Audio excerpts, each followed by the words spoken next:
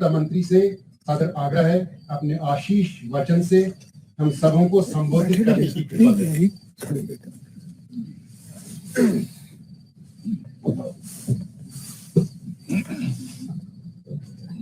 सभी लोग मेरे साथ बोलिए, भारत माता की जय। मंच पर उपस्थित अरुणाचल के युवा और यशस्वी मुख्यमंत्री श्रीमान पेमा खांडू जी, उप मुख्यमंत्री अरुणाचल, आईटीबीपी के महानिदेशक श्री अनीश दयाल सिंह जी, भारत सरकार के गृह सचिव श्रीमान अजय भल्ला जी, मेरे साथ आए हुए इस क्षेत्र के सांसद तापिर गांव जी, हमारे विधायक महोदया भी यहाँ पर आई है, विधायक जी भी आए हैं, और जिनको मिलने के लिए, जिनके साथ रहने के लिए मैं यहाँ आया हूँ, मेरे हिंदवी साथी भाइयों और बहनों, आप सभी को हृदय से नमस्कार। नमस्कार। तो आज मेरे लिए भी एक अनूठा अनुभव का दिन है। वहां गृह मंत्रालय के नॉर्थ ब्लॉक में बैठकर एक निर्जीव कंप्यूटर पर आपकी कठिनाइयों को देखते थे। कुछ हद तक तो समझ सकते थे, मगर मैं तो अभी 4-5 हजार फीट की ऊंचाई पर हूं। 13-14 हजार फीट पर जो आईटीबीपी के जवान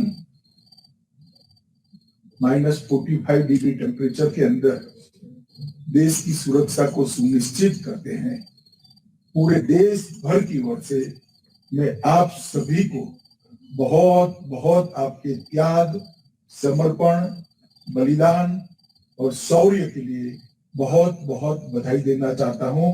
हम सब आपको सैल्यूट करते हैं, सभी लोग आपका वंदन करते हैं। बस हो गया भी अब परिवार के साथ रहने की जो उम्र होती है, वही उम्र आप सभी लोग देश की सेवा में, देश की सुरक्षा में समर्पित कर देते हैं। और विशेषकर सभी सीमा की सुरक्षा करने वाले बलों में हिमवीरों की कठिनाइयां सबसे ज्यादा होती, क्योंकि आपको जो बॉर्डर दिया गया है वो भी सबसे कठिन है, वल्नरेबल भी है, और भौगोलिक रूप से एक प्रकार से बहुत विषम भी है। इतनी ऊंचाई पर जहां ऑक्सीजन भी मिलना तकलीफ हो, ठंडी में, बारिश में 24 घंटा सीमा की सुरक्षा करना, ये बहुत दिक्कत वाली बात है, इसको मैं समझता हूँ। मगर जब मैं अभी तो बहुत कम कठिनाई वाली आपकी चौकी पर आया हूं ना, मुझे अनीश दयाल बता रहे थे कि वो 15,000 फुट तक ऊपर जाकर आए थे, उनका अनुभव मुझे बताते थे। साथ अर्थ में आपकी कठिनाइयां, पूरा देश इसका सम्मान करता है, और पूरा देश चैन की नींद इसलिए सो पाता है कि हमारी ये विषम बॉर्डर की सुरक्षा हिमवीरों के हाथ में, आप पर जो भरोसा है वो देश को आराम से सोने के लिए विश्वास दिलाती है। मित्रों, आज आईटीबीपी की सुविधाओं में लगभग 105 करोड़ का सुबह ई लोकार्पण और भूमि पूजन हुआ है। ढेर सारी सुविधाएं आज आईटीबीपी के जवानों के लिए इसकी नई शुरुआत हुई। सीमा सुरक्षा के साथ साथ वामपंथी उग्रवाद के लिए भी आईटीबीपी को कई जगह पे लगाया गया है, और वहां पर भी आईटीबीपी के जवानों के शौर्य की किस्से किसी और बल से कम नहीं। आईटीबीपी की सकारात्मक भागीदारी सुरक्षा के अलावे भी ढेर सारे क्षेत्रों में, चाहे पर्वतारोहण का हो, एडवेंचर स्पोर्ट्स का हो, चाहे वृक्षारोपण का हो, चाहे आजादी के अमृत महोत्सव के अंदर हर घर तिरंगा अभियान में साथ लेना, सीमावर्ती गांवों में देशभक्ति जगाना हो, उनके लिए सरकार ने जो योजनाएं बनाई है उन योजनाओं को जमीन पर पहुंचाना हो, हर जिम्मेदारी जो आईटीबीपी को दी गई वो आईटीबीपी ने सुपेरे बहुत संतोषजनक तरीके से उसका निर्वहन किया है, इसको पार उतारा है। समग्र देश इसके लिए आईटीबीपी पर गर्व करता है, परंतु मेरे लिए विशेष बात है कि मैं देश का गृह मंत्री हूं। मुझे हमेशा गर्व होता है कि देश की सबसे कठिन सीमा पर हमारे हिमवीर डटे हुए हैं, इसलिए देश की ये सीमा सुरक्षित है, इसका मुझे हमेशा हमेशा भरोसा रहता है। मित्रों, भारत सरकार ने भारत तिब्बत सीमा पर 7 नई बटालियन और एक सेक्टर हेडक्वार्टर की स्थापना का निर्णय कुछ ही दिन पहले मोदी जी के नेतृत्व में लिया है और 7 में से 6 बटालियन अरुणाचल सेक्टर में रहने वाली। इससे आप लोगों की जिम्मेदारी के बीच में बंटवारा भी होगा, थोड़ा रिलैक्स भी आप महसूस कर पाओगे और कठिनाइयां भी कम होगी और सुरक्षा भी ज्यादा सुनिश्चित कर पाओगे, इसका मुझे पूरा भरोसा है। क्योंकि चौकियों के बीच में जब गैप कम हो जाता है तो जवान की कठिनाई तो दूर होती ही है, साथ में सुरक्षा भी सुनिश्चित होती है। हमने बहुत सारे रोड बनाने का फैसला किया है, पैदल मार्ग जो आप जिस पर गश्त लगाने जाते हो उसको भी बढ़ाने का फैसला किया है। मैं इतना निश्चित रूप से कह सकता हूं कि 60 साल में सीमा सुरक्षा के क्षेत्र में सीमा के इंफ्रास्ट्रक्चर के लिए जो हुआ है उसके बराबर का काम 10 साल में नरेंद्र मोदी जी के नेतृत्व में भारतीय जनता पार्टी की सरकार ने किया, क्योंकि हमारी प्रायोरिटी कि सीमा की सुरक्षा करने वाले बलों को सुविधा दी जाए। जब गश्त लगाने का पैदल रास्ता बन जाता है तो जवान की ढेर सारी कठिनाइयां कम होती हैं। मोटर से, गाड़ी से, आपके मोटरसाइकिल से अगर जितने सीमा के 0 पॉइंट के नजदीक आप जा सकते हो, गश्त का क्षेत्र भी कम होता है। और इसके साथ साथ हमने ढेर सारे मॉडर्न इक्विपमेंट्स भी सेना को भी दिए हैं, आईटीबीपी को भी दिए। इसके कारण भी आपको काफी सारी सुविधाएं हो रही है और ठंड से बचने के लिए नवीनतम टेक्नोलॉजी पर भी R&D करने के लिए एक ग्रुप डीआरडीओ ने बनाया है, जो ग्रुप इस पर काम कर रहा है। 9000 फीट की गुणवत्तापूर्ण अतिशीत वस्त्र प्रदान करने की हाइट जो 12000 फुट थी, इसको कम कर हमने 9000 फुट किया है। इससे भी जवानों का थोड़ा सुविधा भी बढ़ेगी, हौसला भी। वस्त्र, हथियार, उपकरण, इस सब में मैं आपको इतना विश्वास दिला सकता हूं कि आईटीबीपी को दुनिया के किसी भी बल से हम 1 इंच भी पीछे रहने नहीं देंगे। अच्छे से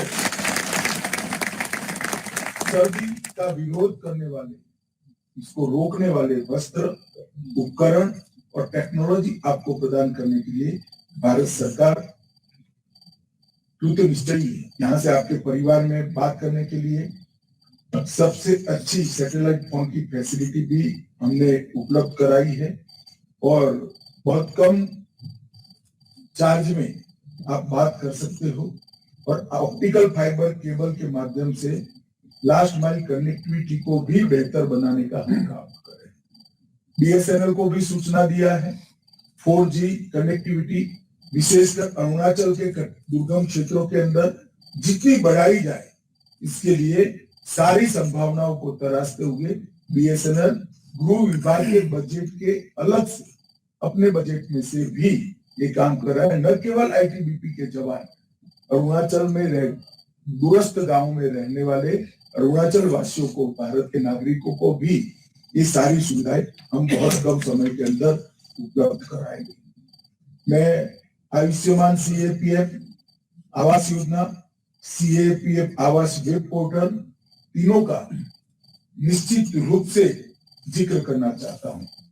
लगभग 35 लाख से अधिक आयुष्मान सीएपीएफ कार्ड वितरित कर दिए गए, जिसके तहत न केवल आपके परिजनों को भी 24,000 से ज्यादा अच्छे अस्पतालों के अंदर इलाज मुहैया कराया जाएगा और आपको बिल बनाने की कोई झंझट में पड़ना ही नहीं है। वहां जाकर कार्ड स्वैप करेंगे, आपके वृद्ध माता पिता हो, परिवारजन हो, जो भी वो कार्ड स्वैप करेंगे और कैशलेस चिकित्सा की सेवा उपलब्ध हो जाएगी। ये बहुत बड़ी सुविधा भारत सरकार ने आपके लिए बनाई है।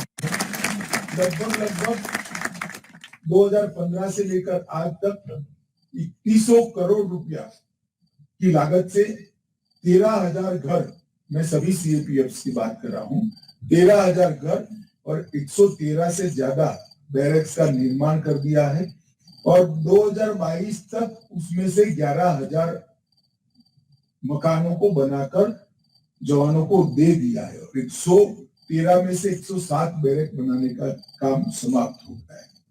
और सीएपीएफ ई आवास, जिसका अभी आपके डीजी साहब ने जिक्र किया, लगभग 2,17,000 जवानों का पंजीकरण हो चुका है।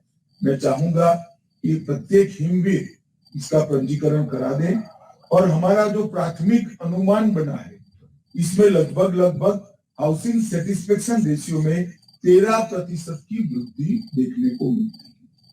जो सीआरपीएफ का बना हुआ मकान खाली था, सीआरपीएफ वाले रह नहीं सकते थे, वो आईटीबीपी को उपलब्ध होगा। आईटीबीपी का मकान अगर खाली है तो एसएसबी को भी उपलब्ध हो सकता है, क्योंकि जवान देश के कोई भी हिस्से से आते हैं। तो ये मुझे लगता है कि बहुत बड़ा कदम टेक्नोलॉजी के उपयोग का गृह मंत्रालय ने उठाया है और नए बने हुए मकान, हमारा प्लानिंग और ये ई आवास सीएपीएफ की योजना, ये तीनों मिलाकर हाउसिंग सेटिस्फेक्शन रेशियो 73% पहुंच जाएगा, जो 2013 में 41%। ये 10 साल के अंदर 41% से 73% की हाइक अपने आप में बहुत बड़ी होती है। प्रधानमंत्री छात्रवृत्ति योजना को भी बहुत साइंटिफिक बनाया गया है। केंद्र अनुग्रह राशि भी बहुत अच्छे से, जैसा बीजेपी साहब ने बताया, लगभग 1.5 करोड़ से 2 करोड़ जवान को मिलता है। एक्स ग्रेशिया राशि में भी लगभग बहुत बढ़ोतरी की है। हवाई कुरियर सेवाओं की व्यवस्था भी चालू की है और केंद्रीय पुलिस कल्याण भंडार को भी और साइंटिफिक और इसकी रीच बढ़ाने के लिए हमने ढेर सारा काम किया है। मैं इतना ही कहना चाहता हूं कि आप लोगों की जो कठिनाइयां हैं उसका मेरे पास हल नहीं है। आपने इस काम को गौरव के साथ स्वीकारा है और इसी के कारण पूरा देश आपका सम्मान करता है। परंतु मैं इतना सुनिश्चित कहना चाहता हूं कि आपका और आपके परिजनों देश के अंदर के हिस्से में कठिनाइयां जितनी कम हो, बॉर्डर पर तो हम क्या कर सकते हैं? कुछ नहीं कर सकते। ये हमारी ड्यूटी का हिस्सा है। परंतु देश के अंदरूनी हिस्से में आपकी कठिनाइयां जितनी कम हो सके उतनी कम करने के लिए नरेंद्र मोदी सरकार 1 इंच भी जगह नहीं छोड़ेगी। 100% सुविधाएं सीएपीएफ के जवान फिर से चुनाव में जाने के पहले हम अगले 5 साल का भी एक कार्यक्रम बनाना चाहते हैं कि सीएपीएफ के कल्याण के लिए अगले 5 साल में क्या किया जाएगा। तो चुनाव में जाने से पहले ही अगले 5 साल का कल्याण का कार्यक्रम हम सुनिश्चित कर देंगे, जिससे अगली सरकार जो आएगी मोदी जी की ही आने वाली है, परंतु जो सरकार आएगी, जो भी गृह मंत्री होंगे, वो अगले 5 साल के कार्यक्रम को भी कंटिन्यू करेंगे। तो आप लोगों का जो बलिदान है, आप लोगों का जो त्याग है, उसको पूरा देश सम्मान करता है। और मैं भी देश के गृह मंत्री नाते फक्र से कहता हूं, जब तक चाइना बॉर्डर का सवाल है, सूर्य की नोक जितनी भूमि भी चाइना अधिग्रहित नहीं कर सकता जब तक मेरा आईटीबीपी का जवान वहां उपस्थित है। इसी के लिए आप लोगों को बहुत बहुत शुभकामनाएं हैं। मैं आज आपके साथ ही रात को यहाँ यही कैंप में रहने वाला हूँ और अभी भोजन भी आपके साथ में है। आप सभी लोग भोजन में निमंत्रित है। रिलैक्स होकर आनंद से भोजन करिएगा और कल सुबह मैं शहीद स्मारक पर पुष्पगुच्छ अर्पित कर जाऊंगा। आज वाइब्रेंट विलेज कार्यक्रम का हमने एक प्रकार से फॉर्मल शुरुआत की है। कार्यक्रम तो शुरू ही हो चुका है मगर एक फॉर्मल शुरुआत की है और इससे भी आपके प्रति यहाँ की जनता का भी सम्मान बढ़ने वाला है और आपकी सुविधाओं में भी काफी इजाफा होने वाला है। मानकर चलिए कि अब बहुत महत्वाकांक्षी कार्यक्रम है। पूरे उत्तर भारत के बॉर्डर के विलेज के लिए कार्यक्रम, इसके पहले चरण का आज एक फॉर्मल शुभारंभ यहाँ पर हुआ है। तो आप सभी को बहुत बहुत शुभकामनाएं और पूरे देश की ओर से मैं कृतज्ञता व्यक्त करता हूँ आपके त्याग, शौर्य और बलिदान के प्रति। और आप सबके साथ आनंद के साथ भोजन करते हैं। आइए रिलैक्स होकर भोजन करें। धन्यवाद।